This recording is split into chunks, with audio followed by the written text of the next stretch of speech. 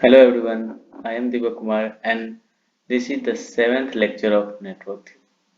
In this lecture, we will understand how to find transient response of RC series circuit using Laplace transform. So, सबसे पहले why हम लोग क्यों पढ़ रहे हैं इसको, तो मैं आपको बताया था कि Laplace transform very very very important है हमारे सर्किट के प्रॉब्लम को सॉल्व करने के लिए, क्योंकि हमारे सर्किट में जनरली जो आता है इक्वेशन वो डिफरेंशियल इक्वेशन होता है। फर्स्ट ऑर्डर का भी होता है, सेकंड ऑर्डर का होता है, और जो नॉर्मली सॉल्व करना बहुत मुश्किल होता है। उसे सॉल्व करने के लिए हम लाप्लास ट्रांसफॉर्म को यूज करते हैं और इजीली हम लोग आंसर फाइंड कर लेते हैं। ठीक है, तो आगे बढ़ते हैं, देखते हैं कि लाप्लास ट्रांसफॉर्म को आरसी सर्किट में हम लोग कैसे यूज करेंगे। सपोज ये हमारा सर्किट है, एट टी इक्वल 0 पे ये कनेक्ट किया जा रहा है 1 पे। ठीक है, यहाँ पे कनेक्ट कर दिया जाएगा टी इक्वल 0 पे। तो होगा क्या, हम इसमें लाप्लास इसमें केवीएल, अगर हम इसमें केवीएल लगाए तो मान लो इसमें करंट जो है वाई फ्लो हो रहा है। ठीक है, सो केवीएल लगाना क्या होगा, V minus I R voltage drop across resistance and minus Q upon C voltage drop across capacitor equal to 0। और हमको पता है करंट जो I होता है वो क्या होता है, dt अपॉन dt होता है। तो Q इक्वल टू होगा I dt। ओके, सो ये हमारा हो गया V minus I R on upon C and I D T. तो ये इक्वेशन को हम लोग Q को केवल चेंज करके integration of I D T मैंने यहाँ से लिख लिया। ठीक है, integration of I D T. अब उसके बाद क्या करेंगे, लाप्लास लेते हैं दोनों तरफ। लाप्लास लेंगे तो क्या होगा, V कांस्टेंट है तो V रहेगा, और V के साथ क्या है 1/s, तो वो बताया था V के साथ 1 है, तो 1 का क्या होता है लाप्लास 1/s। तो आ गया क्या, V/s माइनस R तो एज इट इज रहेगा, और I का लाप्लास क्या होगा IS माइनस 1/c। अब इंटीग्रेशन है, इंटीग्रेशन का क्या होता है, डिफरेंशिएशन में यहाँ मल्टीप्लाई हो जाता है और इंटीग्रेशन में s का डिवाइड हो जाता है। ठीक है, तो याद रखना, क्योंकि यहाँ पे इनिशियल कंडीशन सब कुछ जीरो है, चार्ज नहीं था कैपेसिटर शुरुआत में, इसलिए हम लोग यहाँ पे Q का कोई वैल्यू जीरो ले रहे हैं। ठीक है, आपको लाप्लास वाला फिर से जो लेक्चर नंबर 2 है उसे आप लोग फिर से जरूर देखिए। ठीक है, उससे आप लोगों को ज्यादा क्लियर होगा। ये होता है इंटीग्रल का लाप्लास। लाप्लास यहाँ पे इनिशियली क्या है, इनिशियली Q इक्वल टू 0 है, इसलिए मैं यहाँ का वैल्यू 0 ले रहा हूँ। ठीक है, अब आगे देखते हैं। तो सॉल्व कर आई, देखो आई एस यहाँ भी है, आई एस यहाँ भी है, आई एस मैंने कॉमन ले लिया यहाँ पे, तो क्या बचेगा, इधर से आर बचेगा और इधर से क्या बचेगा 1/cs, तो लिख दिया। अब देखो माइनस साइन है, तो क्या करा, मैं एक इक्वल साइन को अपोजिट में भेज दिया हूँ, इसलिए ये माइनस साइन कैंसिल हो गया, हट गया, और दूसरे साइड में क्या बचेगा V/s। अब देखो V/s हो गया। अब यहाँ पे IS को क्या लिखेंगे, ये वाला जो भी मल्टीप्लाई में है वो चला जाएगा क्या डिवीजन में। कैसे डिवीजन में जाएगा, तो V/s तो पहले से था, और ये क्या आ जाएगा R+1/cs। ठीक है, अब इसको क्या करते हैं, थोड़ा सिंप्लीफाई कर लेते हैं, तो क्या आ जाएगा V/RS, S मल्टीप्लाई हो गया। अब क्या होगा, ऊपर S जाकर मल्टीप्लाई हुआ होगा, नीचे में भी यहाँ पे S था पहले से, और ये LCM लेने के बाद होगा तो S आ गया, ये S और ये S कैंसिल हो गया, तो बच गया क्या, ये चीज। अब यहाँ पे देखो दूसरे बार में क्या किया, R भी कॉमन ले लिया हूँ, तो R आ गया कॉमन, तो यहाँ से क्या बच गया S, और यहाँ से 1/c था तो उसे डिनोमिनेटर में आ गया R भी एक। ठीक है, अब इसका क्या करना है हमको, अगर IS निकालना है तो क्या करें, इनवर्स ट्रांसफॉर्म लेना पड़ेगा। आपको पता है कि 1/s, 1 का क्या होता है लाप्लास 1/s, लेकिन e टू द पावर अगर लगा हुआ multiply e to the power a minus of at into 1 है, उसका अगर लाप्लास लेते हैं तो क्या आता है 1/s प्लस a। तो कुछ ऐसा ही कंडीशन यहाँ पे है, जहाँ पे एक ए की जगह पे क्या है 1/RC है, ठीक है। तो लाप्लास ट्रांसफॉर्म क्या हो जाएगा, उसका इनवर्स ट्रांसफॉर्म, इनवर्स ले लेंगे तो क्या आएगा, आई जो एस में था वो तो आई टी हो जाएगा, ठीक है। आई टी लिखो या आई लिखो बात बराबर है। उसके बाद बी अपन आर, ये कांस्टेंट था, एज इट इज कांस्टेंट रह गया, ठीक है। अब इसका क्या होगा, इनवर्स लेंगे, इनवर्स लेंगे तो ई टू पावर क्या हो जाएगा, minus of 1/RC into t. So 1 ये आ गया V upon R into e to power minus of t upon R C, ठीक है। ये क्या हो गया 1/RC था, इसलिए यहाँ पे RC टाइम के डिवीजन में चला गया, टाइम के डिनोमिनेटर में, ठीक है। अब तो ये तो था मेरा करंट का एक्सप्रेशन। अगर मान लो हमारा वोल्टेज का एक्सप्रेशन फाइंड करना हो तो, या चार्ज का एक्सप्रेशन फाइंड करना हो तो क्या करेंगे, ठीक है। सपोज करो हम लोग क्या कर रहे हैं, वोल्टेज का वेरिएशन फाइंड कर रहे हैं अक्रॉस सी। तो वोल्टेज अक्रॉस सी, कैपेसिटर के अक्रॉस, कोई भी कैपेसिटर के अक्रॉस वोल्टेज क्या होता है, वोल्टेज होता है Q अपॉन सी होता है, Q अपॉन सी, ठीक है। कर रहे हैं इक्वेशन 1, ठीक है। मैंने यहाँ पे क्वेश्चन 1 यूज कर रहा हूँ। इक्वेशन 1 कौन सा है, ये वाला इक्वेशन को मैं यूज कर रहा हूँ, ठीक है। V minus I R minus Q upon C equal to 0। तो ये हमारा इक्वेशन है V minus I R minus Q upon C equal to 0। अब देखो Q अपन सी का वैल्यू क्या होता है, VC, तो VC लिख लिया। अब I देखो, I अभी अभी तो फाइंड करके लाया हूँ, सबसे पहले इसको क्या करना, ट्रांसफॉर्म कर ले रहा हूँ। तो ट्रांसफॉर्म लेंगे तो क्या होगा, V जो होगा V अपन S हो जाएगा, I क्या होगा IS हो जाएगा, एंड VC VS हो गया, ठीक है। अब IS का वैल्यू तो अभी अभी हमने निकाला, IS कहाँ है, ये रहा, IS का वैल्यू ये रहा, V अपन R 1/S प्लस 1/RC। सो मैं उसका वैल्यू रख दे रहा हूँ, IS का value V upon R 1/S plus 1/RC, and VC जो पहले से था, ये देखो ये S मल्टीप्लाई में नहीं है, ये बस दिखा रहा है कि जो VC है वो S डोमेन में है, बस लिखने के जैसे फंक्शन को लिखते हैं कि fx लिखते हैं, इसका मतलब ये थोड़ी होता है कि यहाँ पे x मल्टीप्लाई में है, इसका मतलब f जो है फंक्शन ऑफ x है, ठीक है। तो वैसे ही कुछ यहाँ पे है, VC जो है फंक्शन ऑफ s है, यहाँ पे जो था फंक्शन ऑफ टाइम था, इसलिए मैं टाइम को यहाँ डिनोट नहीं किया हूँ। आप चाहे तो कर सकते हैं, लेकिन ऐसे कोई जरूरत नहीं है करना। टाइम को अंडरस्टूड है कि वो s नहीं लिखा हुआ है, तो इसका मतलब वो टाइम के फंक्शन में ही है, ठीक है। आगे बढ़ते हैं। अब देखो यहाँ पे VC है, VC को मैंने यहाँ पे इस साइड रखा हूँ और बाकी को उधर भेज दिया, ठीक है। तो क्या हो जाएगा VS, ये समझ लो कि VC इधर आ गया, तो ये पॉजिटिव के साथ आ गया, ये पॉजिटिव हो गया।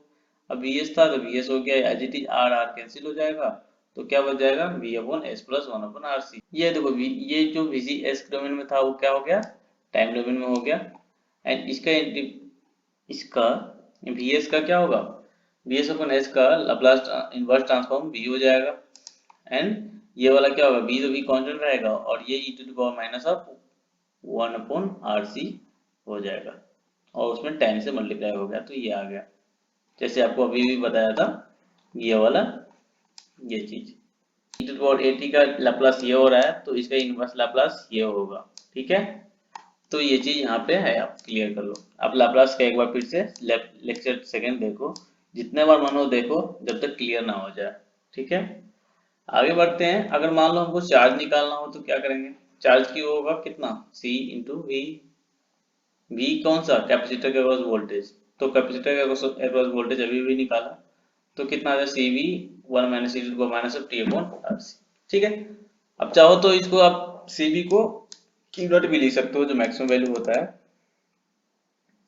और RC को आप टाउ भी लिख सकते हो, टाउ क्या होगा उसमें, टाइम कांस्टेंट होगा, ठीक है। तो आगे हम देखते हैं अब डिस्चार्जिंग के लिए। डिस्चार्जिंग के लिए क्या होगा, हमारा सर्किट जो होगा, सोर्स वहां पे निकल जाएगा, इसको सोर्स फ्री भी बोलते हैं, सोर्स फ्री रेस्पॉन्स। लेकिन यहाँ पे क्या कर रहे हैं हम लोग, बस चेक कर रहे हैं, लाप्लास को यूज करके उसमें रेस्पॉन्स फाइंड कर रहे हैं, ठीक है। चलो इसमें केवीएल लगा देता हूँ, केवीएल लगाते हैं, यहाँ पे प्लस लिखा हूँ मैं क्योंकि ये उल्टा घुमा हूँ इसलिए, ठीक है। आप चाहो तो इसमें इसलिए इधर से घुमाओ इसलिए प्लस लिया हूँ, ठीक है। तो I R plus Q upon C equal to 0 R. अब देखो आर आई को क्या लिख दिया, D Q upon D T लिख लिया हूँ, और Q upon C as it is है। अगर आप लाप्लास ट्रांसफॉर्म लेते क्या होगा, आर तो आर ही रहेगा, एस एंड क्यू क्या होगा, एस क्यू एस हो जाएगा, माइनस क्यू नॉट क्या है, at T equal to zero पे जो भी चार्ज का वैल्यू होगा। टी इक्वल टू जीरो पे क्या था वैल्यू, यहाँ से आपको पता चल रहा है कि जब चार्ज किया हुआ था टी इक्वल टू जीरो पे क्या था, क्यू नॉट था वैल्यू, चार्ज का वैल्यू क्यू नॉट था, इसलिए मैं डाल दिया इसका वैल्यू क्यू नॉट। और एज इट इज क्यू जो होगा क्यू एस हो गया, सी डिवीजन में है तो डिनोमिनेटर में अभी भी है इक्वल टू जीरो। अब देखो यहाँ से मैं क्या क्यू एस कॉमन लेता हूँ, तो यहाँ से क्या आ जाएगा आर इंटू एस, ये आ जाएगा, ये लिखा हुआ आर इंटू एस, प्लस इधर क्या होगा वन अपन सी, ये वाला, ये वन अपन सी। अब आर इसमें मल्टीप्लाई हो जाएगा और माइनस के साथ तो आर क्यूब हो गया, आर क्यू ना इक्वल टू जीरो। अब क्यू एस को लिखना है तो क्या होगा, ये जो मल्टीप्लीकेशन में है वो डिवीजन में चला जाएगा, R Q naught one upon C R plus S, ये जो बाकी था वो इधर आ गया। अब यहाँ से अगर आर कॉमन ले लूं, देखो ऊपर आर था पहले से, और इसमें आर कॉमन ले तो क्या हो जाएगा, ये एस के साथ आर में कॉमन ले लिया, एस के आर कॉमन लिया तो एस हो जाएगा, ये आर बाहर आ गया, इसमें कोई आर नहीं था तो क्या होगा, एक डिवीजन में आ रहा चला जाएगा और ये कैंसिल हो जाएगा, ठीक है। और अब इसका क्या लग, इसका इन्वर्स लेना है, तो इन्वर्स लेने क्या होगा, क्यू नॉट तो एज इट इज रहेगा क्योंकि ये कांस्टेंट है, फिर से वही e to the power minus of one upon R C into t, इसका लाप्लास इन्वर्स हो जाएगा। तो आपने देखा कि हमने तीनों चीज निकाल रखा है। आगे बढ़ते हैं, अगर मान लो हमको करंट का एक एक्सप्रेशन निकालना है तो क्या करेंगे, करंट क्या होता है हमारा, i is equal to d Q upon D t, और क्यू का क्या वैल्यू आया, q not E to minus of t upon R C, so q not upon R C e to minus of t upon R C. अभी देखो ये कैसे आ गया, इसका डिफरेंशिएशन किया हुआ है, ठीक है। तो D Q upon D T का डिफरेंशिएशन आप करोगे तो कैसे करोगे, D Q upon D T equal to क्या होगा, D upon Q not E to power minus of T upon R C, ठीक है, वन डी टी। अब देखो ये क्यू कांस्टेंट है तो क्यू तो बाहर आ जाएगा डिफरेंशिएशन से। अब ई टू द पावर का क्या होता है, e to the power minus of T upon R C का डिफरेंशिएशन क्या होगा, ई टू द पावर जो एज इट इज है टी अपॉन आर सी ही रहेगा, लेकिन ये जो कांस्टेंट है minus of one upon R C वो डिवाइड में, सॉरी मल्टीप्लाई में आ जाएगा, minus of one upon R C, integration में डिवाइड हो जाता है लेकिन डिफरेंशिएशन में मल्टीप्लाई हो जाता है, ठीक है।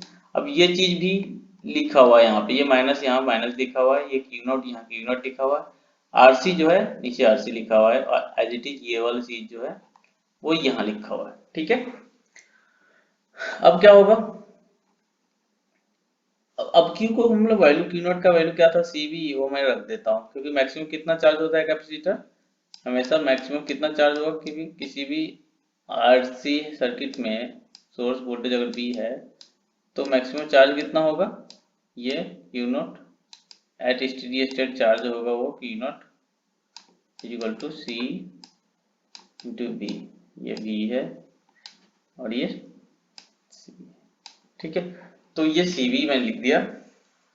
अब सी से सी कैंसिल हो जाएगा तो क्या बचा, i is equal to V upon R e to को minus t upon R C, ठीक है, ये बस। अब यहाँ पे देखोगे ये नेगेटिव था, मैंने क्या किया, इसका मैग्नीट्यूड लेकर छोड़ दिया नेगेटिव को, ये नेगेटिव आया क्यों, ये बहुत अच्छा कांस्टेंट। देखो यहाँ पे देखो, अगर ये ऐसे कनेक्टेड था बैटरी से तो क्या होगा, यहाँ पे क्यू चार्ज पॉजिटिव इधर अपीयर हो रहा होगा, इधर नेगेटिव अपीयर हो रहा होगा, बट जैसे इसको हटा दिया, ठीक है, इसको हटा दिया हूँ और यहाँ से ऐसे कनेक्ट किया और ये वाला चीज को हटा दिया, ये मैंने मान लो बैटरी को हटा दिया, ठीक है। अब क्या होगा, ये पॉजिटिव चार्ज था करंट का, इससे पहले क्या हो रहा था, इससे पहले करंट कुछ इधर से ऐसे आ रहा था ऐसे, लेकिन अब क्या हो रहा है, करंट का डायरेक्शन चेंज हो गया, ठीक है। अब क्या होगा, अब करंट का डायरेक्शन चेंज होगा क्योंकि ये कैपेसिटर अब ये डिलीवर करेगा चार्ज, तो करंट का पोलैरिटी जो पहले से था अब रिवर्स हो गया है, ठीक है। तो बस ये -1 वही दिखा रहा है कि जो करंट है वो रिवर्स हो गया है, ठीक है, और कुछ नहीं, ठीक है। और अगर आप मैंने मैग्नीट्यूड ले लिया, इसका मतलब था करंट जो मूव कर रहा है, इस डायरेक्शन मूव कर रहा है, इस इतना मैग्नीट्यूड है उसका, ठीक है, ठीक है। अब एक क्वेश्चन देते हैं, आज का चैलेंजिंग क्वेश्चन है। एक कैपेसिटर है जिसको 5 माइक्रोफैराड का है, उसको चार्ज कर दिया जाता है 50 वोल्ट से, और फिर उसको डिस्चार्ज किया जाता है 50 किलो ओम रेसिस्टर के थ्रू, और के एक स्विच है उसको क्लोज किया जाता है t इक्वल टू 0 पे। तो फाइंड करना है हमको, एक्सप्रेशन फाइंड करना है किसका, डिस्चार्जिंग करंट का। डिस्चार्जिंग करंट का एक्सप्रेशन क्या होगा, फिर चार्ज एक्सप्रेशन फाइंड करना है हमको कैपेसिटर का। मतलब यह था कि Q इसे फाइंड करना है किसी टाइम पे कितना होगा, फिर इसके अक्रॉस ये करंट है वो फाइंड करना है कि कितना होगा, ठीक है। फिर से जो पहले 3 क्वेश्चन, ये बहुत आसान है, तो जो भी 3 लोग जो कमेंट करेंगे पहले आंसर, उनका नाम मैं अगले बार जरूर लूंगा। प्रीवियस चैलेंज का जो विनर है वो एक सागर है, और दूसरा स्नेहा, जिसने सही सही आंसर दिया है, ठीक है। एक और है अंकित राज, जिन्होंने एक्सप्रेशन केवल लिख कर दिया था आई का। उसमें क्या करना था उनको, वोल्टेज ड्रॉप अक्रॉस रेसिस्टर निकालना है, तो वो क्या होगा, आई आर होगा, जो उसने नहीं किया। तो मैं बता देता हूँ कि वो कर ले। वोल्टेज ड्रॉप अक्रॉस रेसिस्टेंस जो होगा आई आर होगा, और लिखा हुआ है T is equal to tau पे। तो T is equal to tau मतलब आरसी के इक्वल, आरसी पे आपको टाइम दिया हुआ है कि t इक्वल टू आरसी पे आप आई आर का वैल्यू निकालिए। तो ये वैल्यू निकाल दोगे तो आपका आ जाएगा 37 वोल्ट, यही निकालना था, ठीक है। मैं अगला लेक्चर लैपलास का ही बनाऊंगा, ठीक है, जिसमें वेरी वेरी इंपॉर्टेंट क्वेश्चन होंगे, जो कि क्वेश्चन पूछे जा सकते हैं आपके एग्जाम में, ठीक है। Thank you for watching this video.